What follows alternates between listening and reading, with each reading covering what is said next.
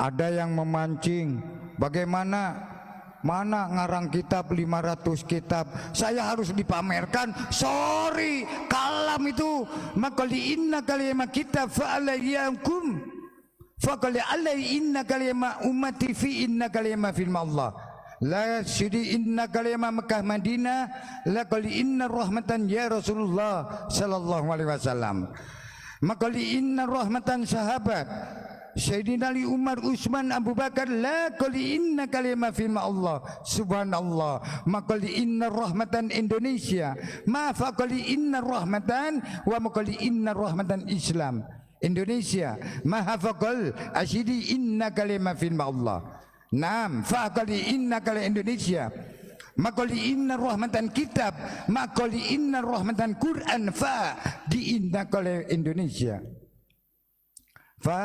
faqali inna asyhadu anna kalimah firman Allah Allahumma kali inna lama ummati fi inna kalimah firman Allah. Keprok atuh.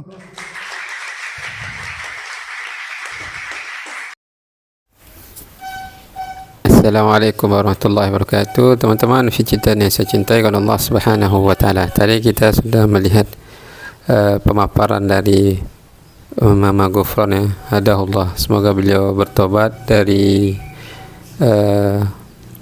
penyimpangan beliau, karena khawatir ya, banyak nanti yang ikut dengan beliau dan akan menjadi beban di akhirat.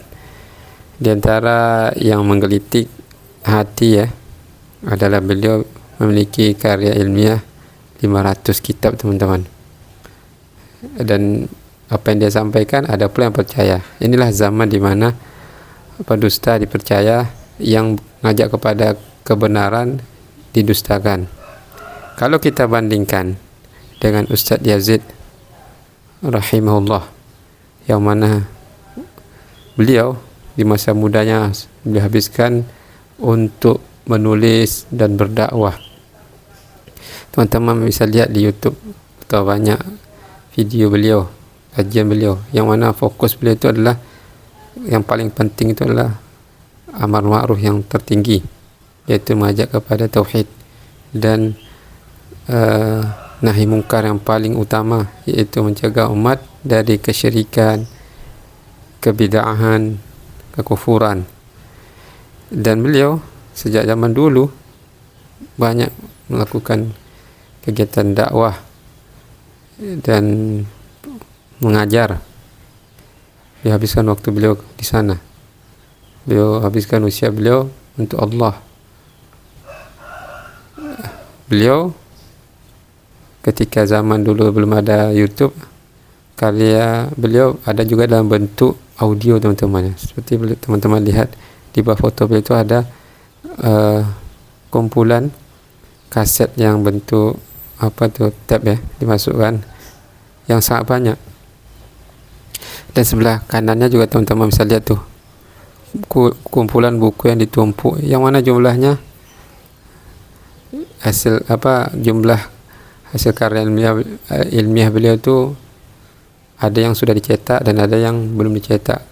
Yang sudah dicetak ini ada sekitar 50 teman. Itu sudah banyak teman-teman, dan tentu susah diterima oleh akal sehat dengan apa yang disampaikan oleh Mama Ghufran yang telah menulis 500 kitab, yang mana dari track record sebelumnya, teman-teman lihat pada video yang saya share sebelumnya, temannya sendiri heran, yang dulunya sempat ngamen, tak pernah belajar, akhirnya jadi seorang kiai. Tentu ini adalah perkara yang akal sehat kita itu tidak bisa menerima. Inna fi dzalika la'ibratan li ulil absar afala ta'qilun. Allah ingatkan dalam banyak ayat, pada diri mereka itu ada pelajaran. Apakah kalian tidak merenung? Apakah kalian tidak berpikir? Hendaklah orang-orang akal sehat itu berpikir, siapa yang layak diambil ilmunya?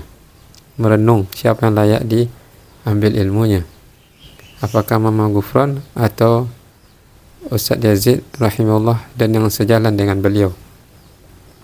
Maka inilah nasihat saya pada saya pribadi dan kita semua, agar jangan salah dalam mengambil ilmu, karena jika salah konsekuensinya bukan ringan tapi berat. Karena jika dapat yang salah lalu diamalkan, kan khawatir lebih berisiko akan tertolak amalan tersebut, lalu diajarkannya kepada yang lain, nantinya orang tersebut mengamalkan juga sehingga dia dapat dosa jariah. Ini berat konsekuensinya. Maka adalah bijak dalam mengambil ilmu, jangan salah,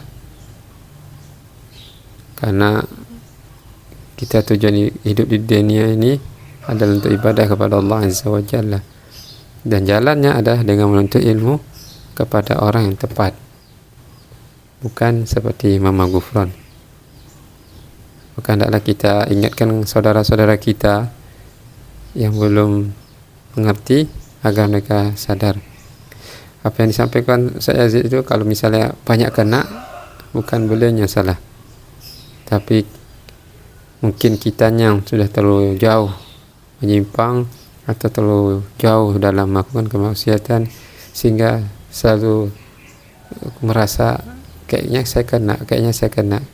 Maka bersabarlah, mulai ansur-ansur mengurangi apa-apa yang dirasa telah kita kena di situ untuk ditinggalkan, dan banyak-banyak mohon kepada Allah agar Allah berikan taufik dan hidayahnya kepada kita untuk bisa istiqamah di atas manhaj salaf dan dimatikan dengan nikmat yaitu husnul khatimah, sehingga bisa dikumpulkan ke dalam syurganya Allah yang penuh kenikmatan.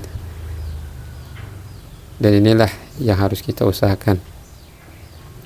Semoga konten ini mengedukasi kita semua agar jangan salah dalam mengambil ilmu. Barakallahu fikum. Wassalamualaikum warahmatullahi wabarakatuh.